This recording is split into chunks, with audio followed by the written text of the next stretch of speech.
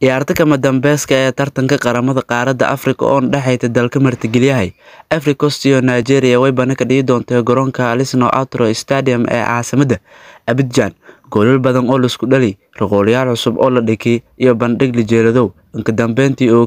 ahad yalla gabagabay doona tartanka xiiso badan leh ee banooniga lugta qaramada qaaradda Afrika markaas oo kumid martigeliya ama Nigeria lan boqor saara doona horyaalka Afrika ee 2024. Nigeria nafadahay tantee markii afraad oo kilanka amaamada Abidjan horyaalka Afrika halka Ivory Coast ayana weydiiyay intii markii saddexaad koobku iyo qaadan tan iyo 1900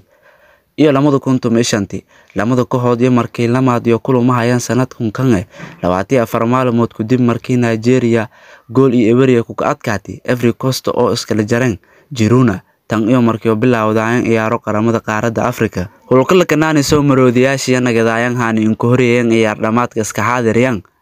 iyo koobka martigeliyahan tan iyo sanadkii 2010 markaas oo martigeliyaasi Masar oo ku adkaatay ciyaarta kama dambaysta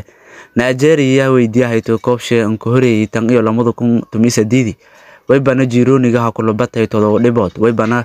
ciyaar bugba ha ku adkaatay wadamada Cameroon, Angola iyo Koonfur Afrika kahor intii aan iska xaadirin ciyaartan ka dambaysta ee tartanka. Ivory Coast ciyaartii Nigeria gool iyo barkii ku kubadidi way baaratay gool daro lahaw badan oo kula kulantay Ghana markaas oo 4-1 la ku kubadi inkastoo markii dambe bandhigan ciyaar suurad leh markaas iyo walaay ku dambeeyay way baax ku kabadaasay ciyaaroogi haayeen bugbaado oo ku kubadidi dalalka Senegal, Mali iyo Congo. Akhiran oo kiyala ka gabagabay doono garoonka oo qaado 60,000 oo qof ee caasimadda Abidjan halkaas oo ciyaarta kama dambaysta ka dhammaara doonta martigeliyaasha ciyaaro Ivory Coast iyo xulka banooniga lugta Nigeria.